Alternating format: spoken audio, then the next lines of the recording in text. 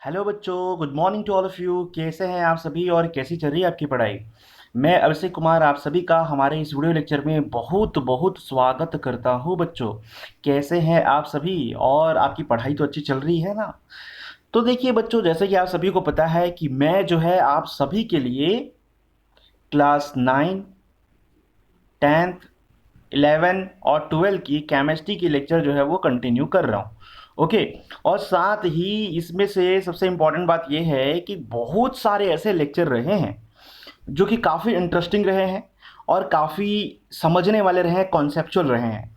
तो जिसमें कि मुझे पूरी उम्मीद है कि आप सभी को सारे लेक्चर समझ में आए होंगे, कोई ऐसा भी पॉइंट नहीं छूटा होगा जो कि आपको समझ में ना आया हो।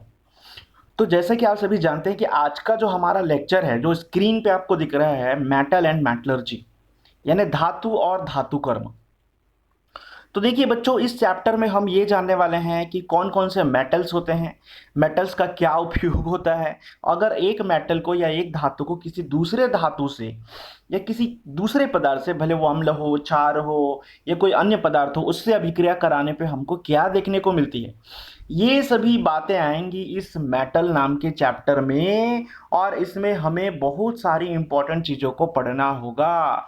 तो देखिए प्यारे बच्चों, मैं आप सभी का एक बार फिर से स्वागत करता हूं हमारे इस पढ़ो घर से ऐप में। और ये देखिए आपके लिए मैं स्टडी टेबल लाया हूं। तो इस तरीके से आपकी भी स्टडी टेबल ऐसी ही होनी चाहिए जिसमें पढ़ाई के अलावा कुछ दूसरी चीज़ नहीं होनी चाहिए। ओके बच्चों, तो जैसा कि मैं हमेशा से कहता रहा हूं कि हमारा जो चैप्टर का नाम है वो चैप्टर के बारे में डिफाइन करता है कि हम उस चैप्टर में क्या क्या चीज़ें सीखेंगे। तो चैप्टर का नाम है धातु और धातु कर्म। इससे हमें ये समझ में आता है कि आप इस चैप्टर में धातुओं के बारे में पढ़ने वाले हो और धातुओं के बारे में पढ़ने वाले हो, साथ ही साथ आप ये देखने वाले हो कि वे धातु किसी दूसरे धातु से क्रिया करके क्या बना लेते हैं।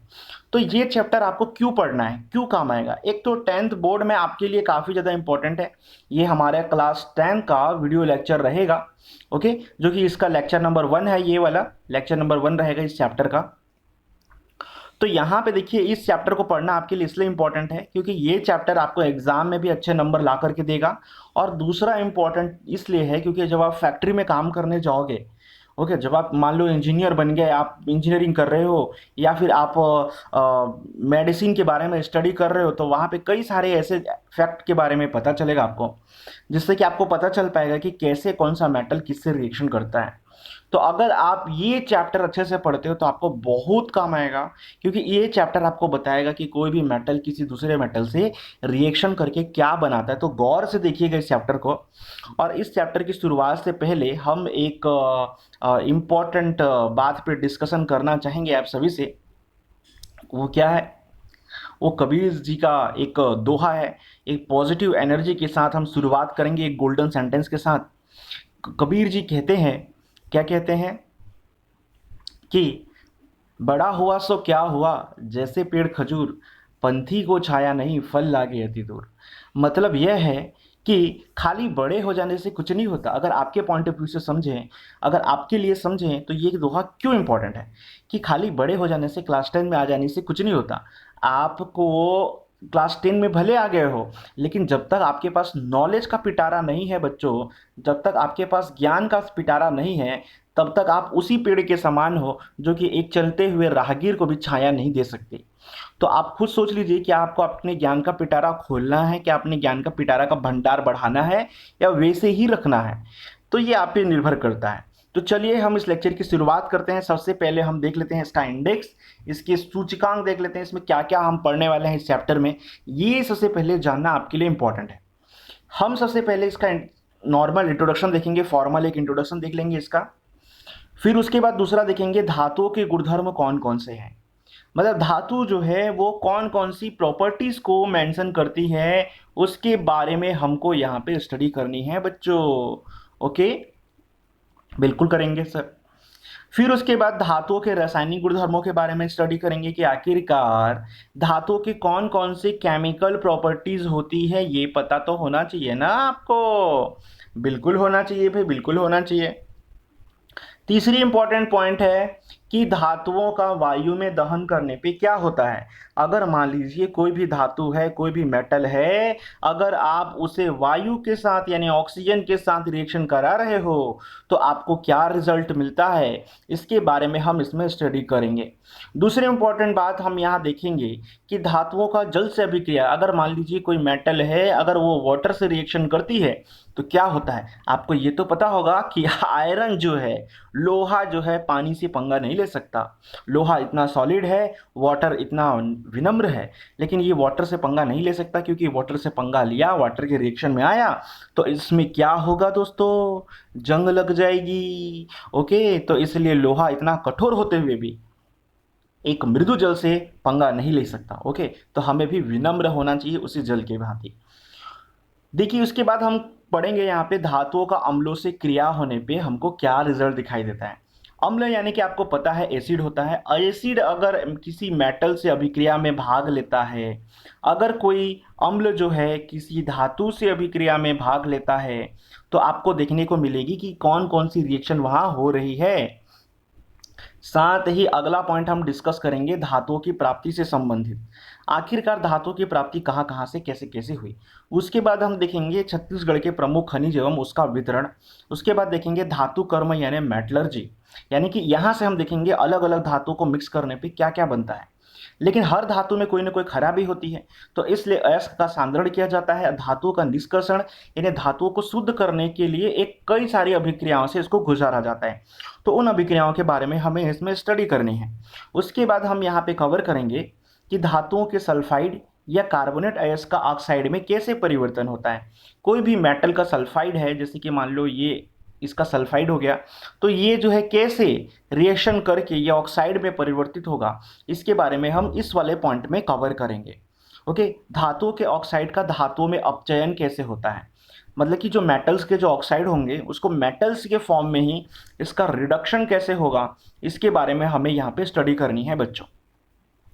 उसके बाद हमें यह देखना है किसके बारे में, कि धातुओं का शोधन यानी कि धातुओं को शुद्ध कैसे किया जाएगा, लोहा व लोहे का धातु कर्म कैसे बनेगा, जंग लगने की जो प्रक्रिया होगी उसे कैसे नियंत्रित किया जाएगा। अब जैसे कि पता है जंग कब लगता है, जब कोई आयरन मेटल जब किसी वाटर के संपर्क में आता है, किसी मॉइस्चर के संपर्क में आता है, तो वहाँ पे जंग लगने की संभावना बढ़ जाती है।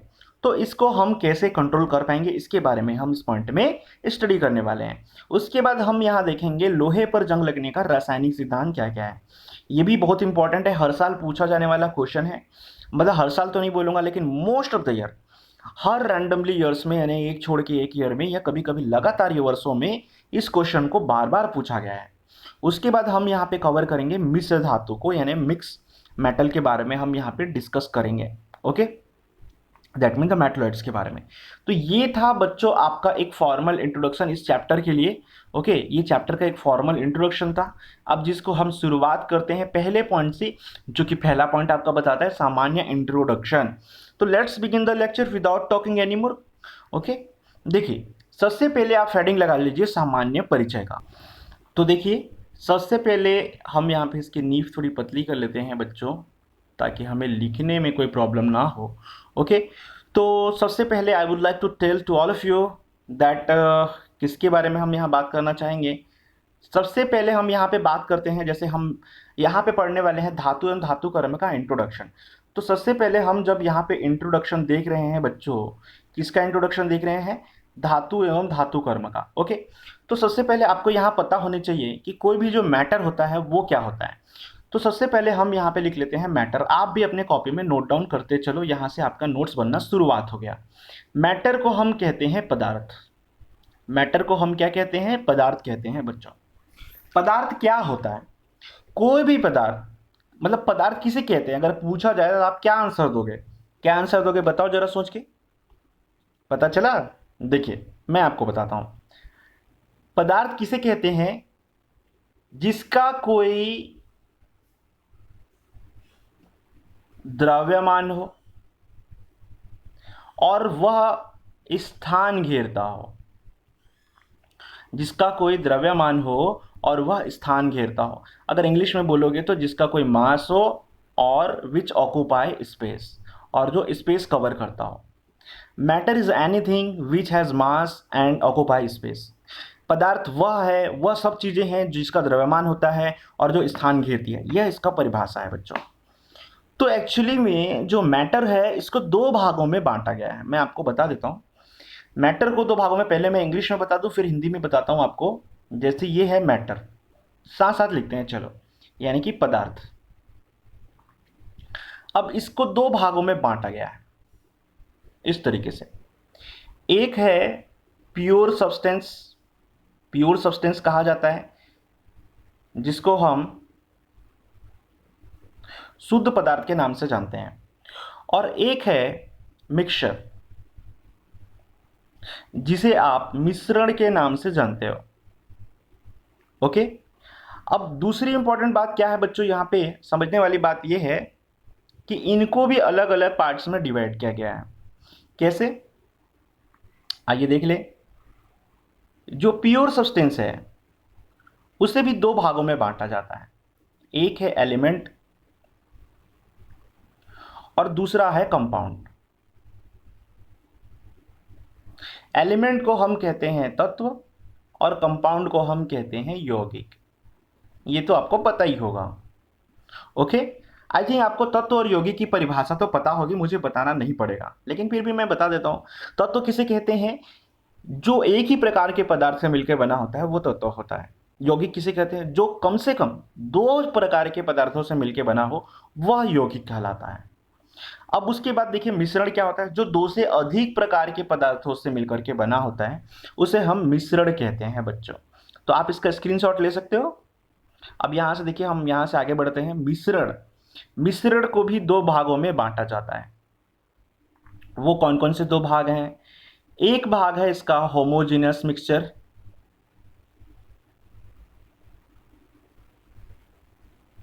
और दूसरा भाग है इसका हेटेरोजेनियस मिक्सचर।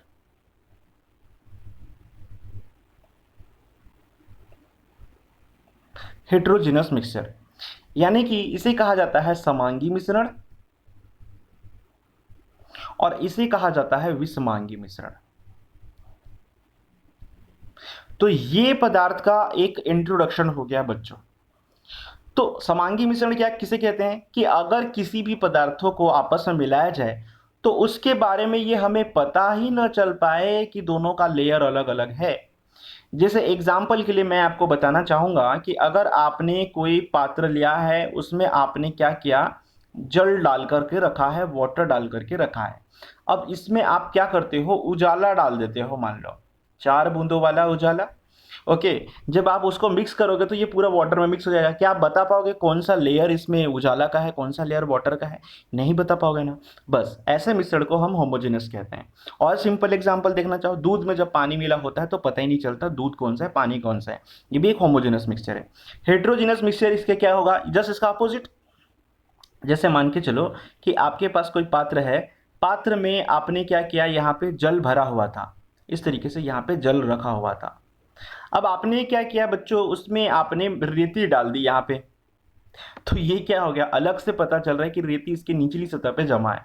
या आपने इसके ऊपर में मान लो तेल डाल दिया, तो आपको अलग से पता चल जाएगा, तेल तेल जो है, ऑयल जो है, इसके ऊपर में तैरता हुआ नजर आएगा। तो ये क्या हो गया, आपका सॉइल हो गया ये।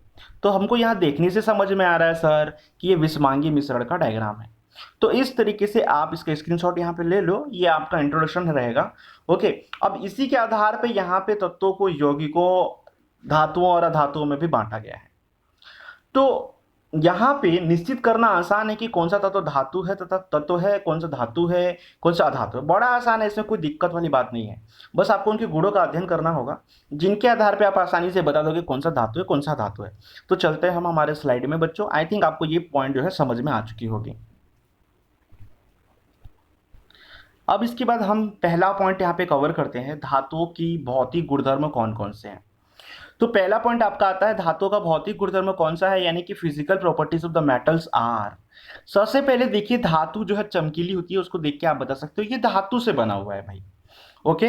जैसे कि गोल्ड को देखते हो कितना चमक रहा होता है, जैसे डायमंड को देखिए कितना चमक रहा होता है, ये सभी धातु से बनी होती है। अब इन्हें पीट कर पतली चादर या चमकीली बनाई जाती है। बिल्कुल, आप देखे हो, अगर गोल्ड को अगर बाहर निकाला जाता है तो उसे पीट कर आपके लिए नेकलेस बनाया जाता है, आपने देखा होगा जो गर्ल्स के लिए नेकलेस बनाते हैं, वुमेन्स के लिए नेकलेस बनाते हैं, अंगूठी अंगूठी का निर्माण किया जाता है इस तरीके से। ओके, तो आपने देखा होगा कि वो धातुओं को पतला पीट कर, ये सिल्वर का हो सकता है, वो धातु है, सिल्वर का धातु आपने देखा होगा, उसको पीट करके अंगूठी बना दिया जाता है। इस तरीके से एक कड़ा भी बनाया जाता है जो गुरुद्वारे जाते हैं उनके लिए। ओके, और इन्हें पतले तारों के रूप में खींचा भी जा सकता है। जैसे आप कॉपर का एग्जाम्पल देख लो, कॉपर एक धातु है, इसे पतले तार के रूप में खींच करके लंबा किया जाता है और जिसे आपके घरों में बिजली के तारों के रूप में इस्तेमाल किया जाता है, ये तो आपको पता ही होगा। एल्यूमिनियम के तारों को भी ऐसे ही इस्तेमाल किया जाता है, ये आपको पता होगा। तो आप इन सब तत्वों के नाम जो मैं बोलते जा रहा हूँ, आप उसको नोट करते चलो, और साथ ही केमिकल फॉर्मूला मैं लिखता हूँ और हिंदी में इसका नाम बोल देता हूँ या इंग्लिश में इसका नाम बोलता हूँ, आप उसको नोट डाउन कर लो, तभी आप सीखोगे और जल्दी से जल्दी। ओके, फिर अब यहाँ देखिए उसके बाद क्या है कि ये ऊष्मा एवं विद्युत के सुचालक होते हैं। सुचालक मतलब यानी कि ये कंडक्टर की तरह व्यवहार करते हैं। किसकी तरह व्यवहार करते हैं बच्चों? कंडक्टर की तरह। कंडक्टर क्या होता है? जो स्वयं में से विद्युत धारा को प्रवाहित होने दे। जैसे कॉपर खुद में से विद्युत धारा को प्रवाहित होने देता है, जैसे कि सिल्वर खुद में से विद्युत धारा को प्रवाहित होने देता है, एल्यूमिनियम खुद में से विद्युत धारा को प्रवाहित होने देता है, जैसे कि सिलिकॉन है, सिलिकॉन खुद में से विद्युत धारा को प्रवाहित होने देता है, एल्यूमिनियम खुद में से विद्युत धारा को प्रवाहित होने देता है, कॉपर खुद में से विद्युत धारा को प्रवाहित होने देता है, आयरन खुद में से विद्युत धारा को प्रवाहित होने देता है। आयरन मतलब लोहा। ओके, तो ये विद्युत के सुचालक होते हैं। अब इन्हें पीटने पर आवाज उत्पन्न होती है। जैसे आप लोहे को पटकोगे तो ये आप वहां पे आवाज आएगी ना, ठन करके ऐसे झनझनाहट की आवाज है कि कंपन होगा एक उसमें। सामान्यतः सभी धातुएं जो है उच्च ताप पर पिघलती हैं बच्चों। इसे पिघलाना इतना आसान नहीं होता, इसके लिए टेम्परेचर बढ़ाना पड़ता है। आपने सुना होगा फैक्ट्री में बड़ी बड़ी ऐसे करके चिमनियाँ होती हैं, वहाँ पे धातुओं को, जिसको एसएमएस कहा जाता है, वहाँ पे बड़े बड़े मेटल्स को, ये कोयला का भट्टी होता है पूरा, इसमें लोग कैसे काम करते होंगे आप खुद सोचिए। उसमें जो है बड़े बड़े मेटल्स को वहाँ पे पिघलाया जाता है। ओके, और पिघला करके उसे अलग रूप दिया जाता है, उसको एक ढांचे में डाल करके अलग अलग आकृति देने का काम किया जाता है, जैसे छड़ बनाने का काम होता है। तरह तरह की चीज़ें होती हैं फैक्ट्रियों में। अब धातुओं की रासायनिक गुणधर्मों के बारे में भी हम यहाँ डिस्कस कर लेते हैं। तो देखिए, वह धातु जो किसी अन्य धातु को उसके लवण के विलयन से विस्थापित कर दे। आपको डेफिनेशन समझ में आया? देखिए, ये आपकी बुक की लैंग्वेज है। वह धातु जिसे किसी अन्य धातु से, वह धातु जो क्या करे, किसी अन्य धातु को उसके लवण के विलयन से विस्थापित कर दे, तो अधिक सक्रिय धातु कहलाती है। मतलब अगर कोई धातु किसी अन्य धातु को, उसका जो एक लवण होगा, मतलब वो यौगिक के रूप में होगा या हो सकता है मिश्रण के रूप में होगा, उसमें से उसे अलग कर दे, तो वो क्या कहलाता है? सक्रिय धातु कहलाता है। और धातुओं को उनकी सक्रियता के घटते क्रम में रखने पर जो श्रेणी प्राप्त होती है उसे सक्रियता श्रेणी कहते हैं। मतलब जो यहाँ पे धातु को उनकी सक्रियता के घटते क्रम में रखा जाएगा, मतलब ऊपर से नीचे की तरफ रखा जाएगा। ओके, तो घटते क्रम में रखा जाएगा तो उसे हम सक्रियता श्रेणी कहेंगे। तो यहाँ पे देखिए ये सक्रियता श्रेणी है। सबसे अधिक सक्रिय धातु के रूप में लिथियम को बताया गया, फिर potassium, sodium, calcium, magnesium, aluminium, zinc, chromium, iron, tin, lead, hydrogen, copper, mercury, silver, एवरेट, प्लेटिनम। तो ये सभी धातुओं के नाम हैं। अब इनको एक क्रम में रखा गया है, ये घटते क्रम में रखा गया है। इसे क्या कहा जाता है? इसे क्या कहा जाता है? यहाँ देखिए बच्चों, इसे कहा जाता है सक्रियता श्रेणी। सक्रियता श्रेणी कहा जाता है धातुओं को उनकी क्रिया के अनुसार यहाँ पे घटते क्रम में रखा गया है, इसे सक्रियता श्रेणी कहते हैं। अब जैसे हम यहाँ पे एक एग्जाम्पल से समझेंगे कि सक्रियता श्रेणी के लिए हम किसी धातु को यूज करेंगे, वो जो है सक्रिय धातु क्यों कहलाएगा, तो वो एक लवण में से किसी एक पदार्थ को वहां से हटा करके स्वयं उसका स्थान ले लेगा, तो वो क्या कहलाएगा? सक्रिय धातु कहलाएगा। चलो देख लेते हैं ऐसा कोई पदार्थ है क्या। बिल्कुल देख लेते हैं। तो इसके लिए आपको एक रासायनिक अभिक्रिया समझनी पड़ेगी। ओके, तो चलिए समझते हैं रासायनिक अभिक्रिया बच्चों। देखिए, जैसे कि हमारे पास क्या है, यहाँ पे जिंक सल्फेट है, मान के चलिए ZnSO4, और यहाँ पे है, एक काम करते हैं हम, यहाँ पे इसको ZnSO4 लिखने के बजाय Na2SO4 लिखता हूँ मैं। ये है आपका सोडियम सल्फेट और यहाँ पे है आपका जिंक क्लोराइड, ये इस तरीके से। ओके, ये आपकी रासायनिक अभिक्रिया है, तो हम इसका नामकरण कर दें? बिल्कुल कर देते हैं। ये क्या है? सोडियम सल्फेट, आप इसको लिख लीजिए।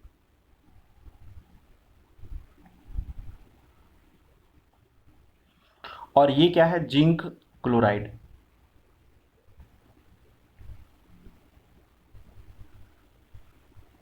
ओके बच्चों, तो आई थिंक आपको ये दोनों पॉइंट क्लियर हो चुकी होगी। अब यहां से देखिए ये क्या होगा, ये लोग आपस में अभिक्रिया करेंगे, यहां से ये सोडियम इस जिंक को रिप्लेस करेगा और ये जिंक जो है इस सोडियम को यहां से हटाएगा। इसे द्विविस्थापन अभिक्रिया भी कहते हैं बच्चों।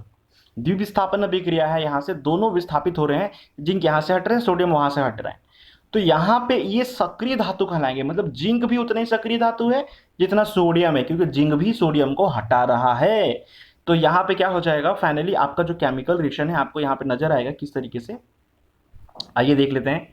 ये बन जाएगा आपका ZnSO4 और ये बन जाएगा आपका, ये Na2Cl2 है, ये Na2Cl2 है। तो Na2Cl2 नहीं लिखा जाता है बच्चों, तो हम क्या करेंगे, जो 2 है उसको सामने में रख देंगे इस तरीके से। दोनों में 2 है, सोडियम में भी 2 है, क्लोरीन में भी 2 है, तो ये इस तरीके से हो जाएगा। तो इसे आप क्या कहोगे, तो इसे आप कहोगे जिंक सल्फेट, और इसे आप क्या कहोगे, ये है आपका सोडियम क्लोराइड।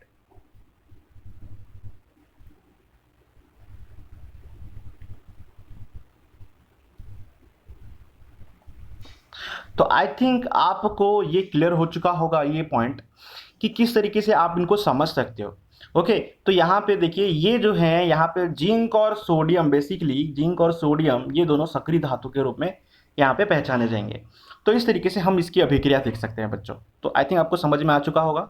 और ये जो है सक्रिय धातुओं का लिस्ट है जो कि घटते क्रम में है, ये वाला आपको जो दिख रहा है स्क्रीन पे। अब देखिए धातुओं का वायु में दहन होने पे हमको क्या देखने को मिलती है। अगर देखिए, अच्छा देखिए धातुओं के जो भौतिक गुणधर्म थे वहां से कुछ और ये सब बातें समझ में आ गई आपको। धातुओं का रासायनिक गुणधर्म आपको समझ में आ गया। अब यहां से हम यहाँ पे देखते हैं आगे कि धातुओं का जो रासायनिक गुणधर्म है वहां पे कुछ और एक कुछ कुछ छोटी छोटी इंपॉर्टेंट बातें हैं जिस पे भी हम यहाँ पे डिस्कस कर लेते हैं। जैसे कि आपकी सारणी 1 में दिया हुआ है, आपकी बुक में जो सारणी 1 बनी हुई है बच्चों, उसमें कुछ कुछ बातें बताई गई है। जैसे धातुओं की प्राप्ति की ऐतिहासिक पृष्ठभूमि वहां पे बताई गई है। सबसे पहले यहाँ पे बताया गया है कि जो गोल्ड प्राप्त हुआ था, यानी कि जो सोना प्राप्त हुआ था, वो कब प्राप्त हुआ था, तो वो आज से लगभग 6000 ईसा पूर्व यानी कि BC में प्राप्त हुआ था। ओके, और इसकी भूपर पट्टी में यानी जमीन की सतह पे इसकी जो उपलब्धता थी वो बहुत कम थी बच्चों, 0.00000031% थी। उसके बाद हमें कॉपर मिला था जिसको आप तांबा कहते हो हिंदी में। तो ये जो है लगभग आज से 4200 ईसा पूर्व यानी BC में प्राप्त हुआ था। उसके बाद यहाँ पे चांदी मिला था। ओके, चांदी जिसे कि आप सिल्वर के नाम से जानते हो। ओके बच्चों, तो यहाँ पे वो जो है आज से लगभग 4000 BC में प्राप्त हुआ था हमें। उसके बाद लेड मिला था Pb। ओके, जो आज से लगभग 3500 वर्ष पूर्व प्राप्त हुआ था। तो अगर इन सब चीज़ों को देखते जाओ तो आपको पता चलेगा, ये क्या पता चलेंगे कि ये 4000 ईसी जो बता रहा है, ठीक है ये है, ये साइंटिस्ट लोगों ने अनुमान लगाया है। लेकिन अकॉर्डिंग टू अगर आप हिस्ट्री देखोगे, अगर आपके इतिहास में आप पढ़ रहे होगे इन चीज़ों के बारे में, कि जो तांबा है, एक तांबा एज आया था, कॉपर एज जिसको कहा जाता है, जो सिंधु घाटी सभ्यता के पूर्व में देखने को मिलती है। ओके, तो यहाँ पे हमें ये समझ में आती है कि लगभग ये एज उसी टाइम फ्रेम को यहाँ पे मेंशन कर रहा है। ओके, तो इसी तरीके से देख सकते हैं आप कि किस तरीके से इसको बताया गया है और यहाँ पे क्यों इतना इंपॉर्टेंट है ये। तो दूसरे सब्जेक्ट के अकॉर्डिंग भी यहाँ पे ये इंपॉर्टेंट होता है बच्चों आप सभी के लिए। ओके, तो अब हम यहाँ से आगे बढ़ेंगे और आगे बढ़ने के बाद मैं आप सभी को इन धातुओं के नाम भी मैं बता देता हूँ तो ज़्यादा सही रहेगा आई थिंक। ओके, तो चलिए नोट करते चलिए आप अपने नोटबुक में। जैसे कि लिथियम है, इसे क्या कहेंगे, लिथियम जो सक्रिय धातु है। उसके बाद आता है आपका पोटेशियम,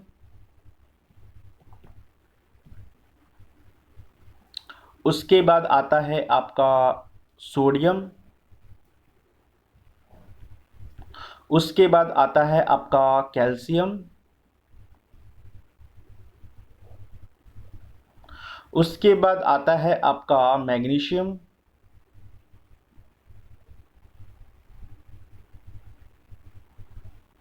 उसके बाद आपको यहाँ पे देखने को मिलेगी कौन कौन सी?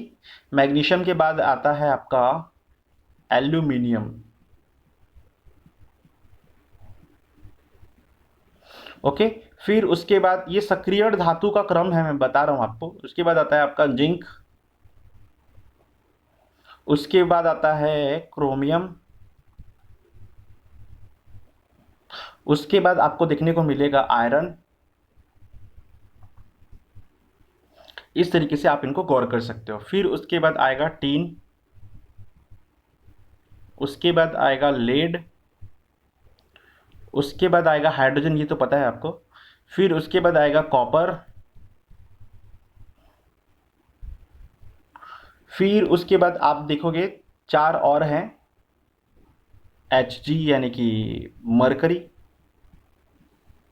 उसके बाद आप देखोगे Ag यानी कि सिल्वर,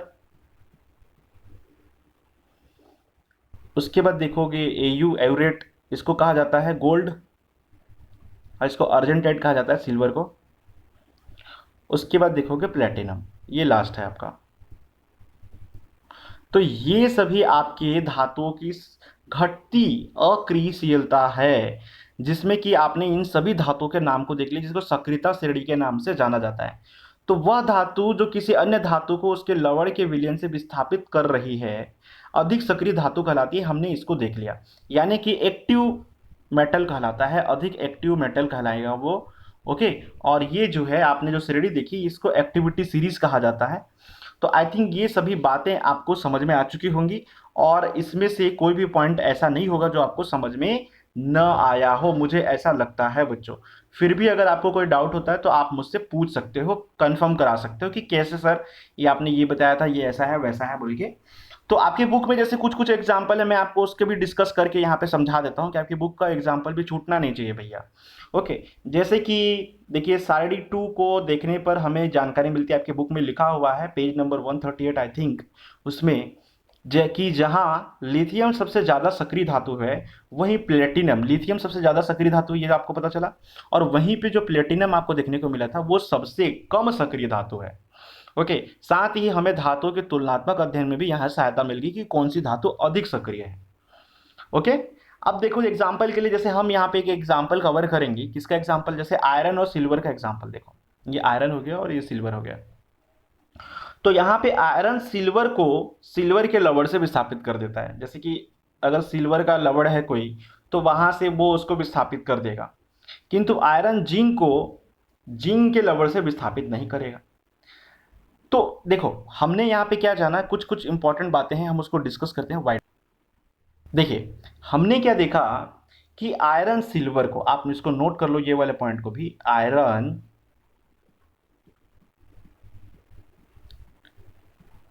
सिल्वर को सिल्वर के लवण से विस्थापित कर देता है, यानी सिल्वर के लवण से विस्थापित करता है। लेकिन किंतु आयरन जिंक को जिंक के लवण से विस्थापित नहीं कर पाता।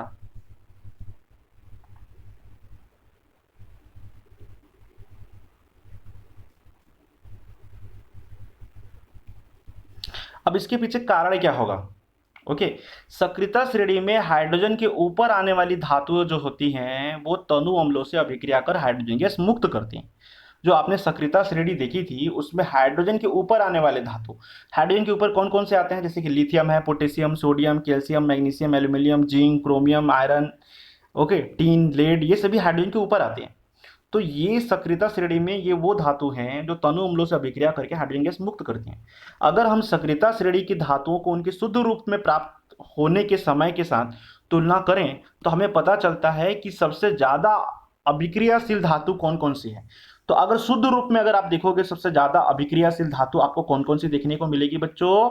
आपको सबसे ज्यादा अभिक्रियाशील धातु यहाँ पे आपको देखने को मिलेगी, कौन कौन सी मिलेगी? सोडियम और पोटेशियम। क्यों? क्योंकि यहाँ पे देखो, जैसे सोडियम मिल गया, पोटेशियम मिल गया, कैल्शियम मिल गया, ये सबसे ज़्यादा अभिक्रियाशील है। क्यों? क्योंकि इनकी अंतिम कोश में यहाँ पे एक इलेक्ट्रॉन एक्स्ट्रा होता है। अब ये एक इलेक्ट्रॉन को त्याग करके तुरंत ही अभिक्रिया कर लेते हैं, तुरंत ही अभिक्रिया कर लेते हैं। ओके। और सबसे कम अभिक्रियाशील धातु में देखोगे तो गोल्ड है। गोल्ड है यहाँ पे, गोल्ड का फॉर्मूला Au है, एवरेट। ओके, ये आदि प्राचीन सभ्यता में उपयोग में हो रहा था। इन धातुओं को उपयोग में लाने के कारण उनका प्रकृति में तत्व रूप में पाया जाना एक लाजमी सा बात था। लोहे को उसके यौगिक में हेमेटाइट और मैग्नेटाइट से प्राप्त करने के लिए उच्च ताप की आवश्यकता होती है। जैसे कि आपको हेमेटाइट प्राप्त करना है, Fe2O3 प्राप्त करना है, Fe3O5 प्राप्त करना है, तो ऐसे कंडीशन में आपको इसको उच्च तापमान पे पिघलाना पड़ेगा, तब वो अपनी जो है अलग अलग अवस्था बदलेगी। अब उसी टाइप का अगर आप देखोगे तो पारा है, जस्ता है, टीन है, ऐसी धातुएं हैं जिन्हें उनके यौगिक से केवल गर्म करके ही प्राप्त कर सकते हो। जब आप गर्म करोगे तो वो दोनों अलग हो जाते हैं। जैसे पारा है, जस्ता यानी जिंक है, इसे गर्म करोगे, जैसे मैंने अभी अभी एग्जांपल बताया आपको, ये जिंक वाला, ये यहाँ पे बताया था मैंने, यहाँ देखिए, इसमें मैंने बताया था कि जिंक, यहाँ पे हमने इसको हीट दिया तो ये ऑटोमेटिकली यहाँ से डिस्प्लेस हो गया, डबल डिस्प्लेसमेंट रिएक्शन हुआ, जिंक ने सोडियम को हटा दिया वहाँ से। ओके, अगर इसी को अगर हम यहाँ पे बात करें तो जैसे कि हमने यहाँ पे एक पॉइंट लिखा था, कौन सा पॉइंट लिखा था अभी, हमने लिखा था क्या कि आयरन सिल्वर के लवण से विस्थापित कर देता है, किंतु आयरन जिंक के लवण से विस्थापित नहीं कर पाता। इसका मतलब भी तो समझ लो प्यारे बच्चों, इसका मतलब क्या है, आयरन सिल्वर को सिल्वर के लवण से विस्थापित कर देगा, मतलब कैसा होगा रिएक्शन, तो देख लेते हैं यहाँ पे। देखिए, आयरन सिल्वर को सिल्वर के लवण से विस्थापित कर देगा। जैसे मान लो ये आपके पास आयरन है, अब यहाँ पे सिल्वर का लवण है, जैसे कि ये AgNO3, तो यहाँ से इसको ये विस्थापित करके क्या बना लेगा, FeNO3 बना लेगा, ये यहाँ से, और सिल्वर यहाँ से हट जाएगा। लेकिन अगर इसी आयरन को, अभी आप इसी आयरन को रिएक्शन कराओ किसके साथ में, ये जिंक सल्फेट, ये कभी जिंदगी में अलग नहीं होगा। जिंक तो सल्फेट के लिए ही बना है जैसा है, वो कभी अलग होगा ही नहीं, पॉसिबल ही नहीं है बच्चों।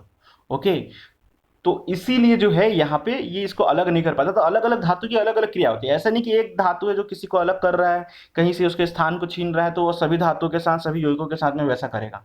आप ऐसा मत सोचिएगा यहाँ पे। ओके, तो ये वाला पॉइंट आई थिंक आपको समझ में आ गया होगा। और जो छोटी छोटी बातें हैं आप उसको बुक से रीडिंग कीजिएगा तो आपको और अच्छे से क्लियर में समझ में आएगा। तो हमारा जो यहाँ पे नेक्स्ट पॉइंट है स्लाइड में, हम उसको भी कवर करेंगे, लेकिन उसको नेक्स्ट वीडियो लेक्चर में कवर करेंगे बच्चों। So that's it for today, thanks for watching once again, मिलते हैं जल्दी ही, मैं तुरंत ही नेक्स्ट वीडियो बनाता हूँ आप सभी के लिए, और आप उसका भरपूर फायदा उठाइए। और क्योंकि इतनी सारी इन्फॉर्मेशन मैं यहाँ पे दे रहा हूँ, आप सभी चीज़ों को नोट डाउन कीजिए। ओके, और उसको रीडिंग कीजिए एक बार, बहुत काम आएगा आपका। बहुत ध्यान से मैं समझा रहा हूँ आपको, ताकि आपको कोई भी पॉइंट छूटे ना, आपको ऐसा ना लगे कि आप स्कूल में जो सीखते हो उससे कम कहीं हो रहा है, मैं आपको स्कूल में जो सीखते हो उससे एक्स्ट्रा ही बताऊंगा। So that's it for today, thanks for watching once again, मिलते हैं अगले लेक्चर में।